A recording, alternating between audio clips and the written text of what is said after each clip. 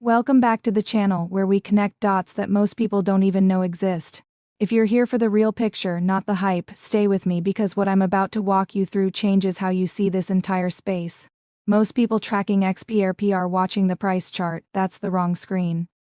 While retail investors have been debating whether XRP bounces from $1.3 or crashes to $1.2, something quietly historic happened in Washington. The Office of the Comptroller of the Currency, the top U.S. federal banking regulator, granted Ripple conditional approval to establish Ripple National Trust Bank, not a crypto wallet, not a DeFi protocol. An actual federally chartered bank operating under the same OCC oversight as JP Morgan and Citigroup. Let that sink in. A crypto-native company just became a bank, and that's just one piece of a story that most people are completely missing. Here's what I want you to understand by the end of this video.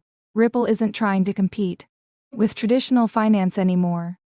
It's becoming traditional finance. The bank charter, the stablecoin, the treasury product, the prime brokerage, these aren't separate announcements. They're a single coordinated architecture being assembled in real time, and XRP sits at the center of all of it. Let's start with the move that almost nobody covered properly.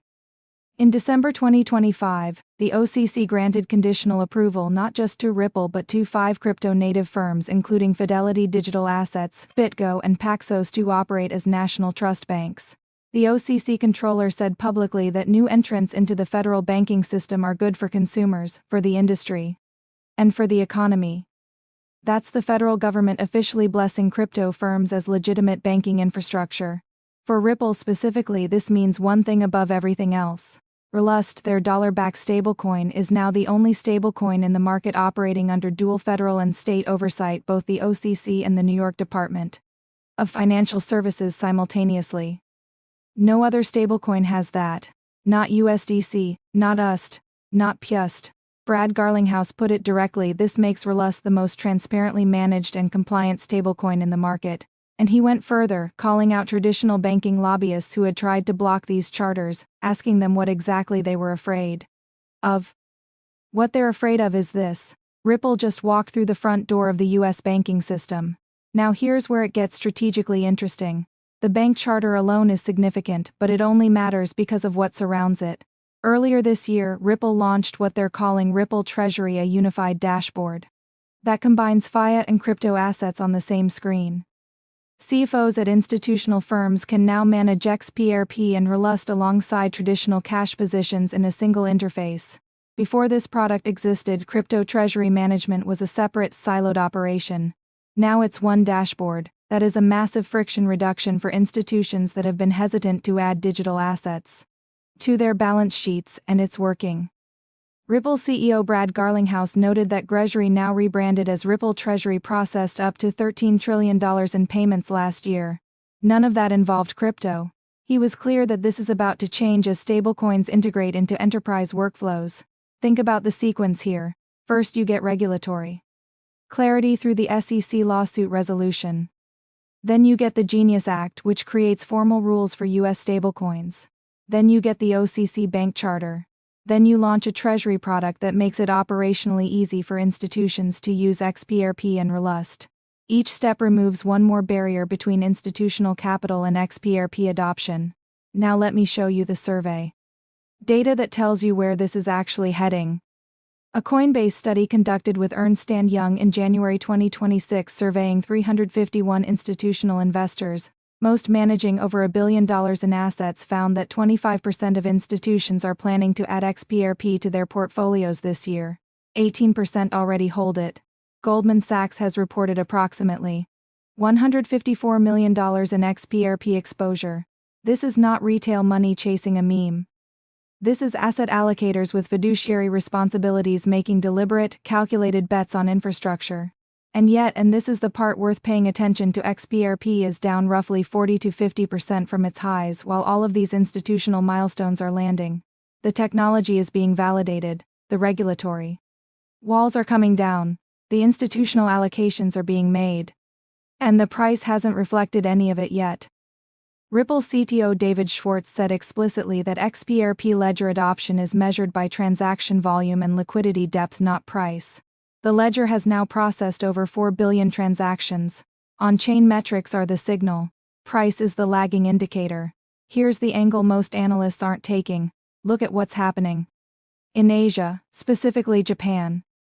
Japan isn't just a market for Ripple, it's a proving ground. SPY Holdings, Ripple's largest external shareholder through a relationship dating back to 2016, launched a 10 billion yen blockchain bond in February 2026 that rewards investors with XRP. That is a first for any major Japanese financial institution. Plans are now in place to introduce RLUS through SPY's licensed Japanese exchange.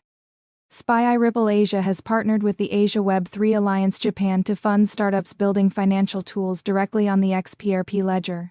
Japan just hosted XRP Tokyo 2026, over 3,000 participants from global finance and blockchain development, featuring executives from Ripple, Rakuten Wallet, SPY Ripple Asia and Andreessen Horowitz Crypto. The conference wasn't about price speculation.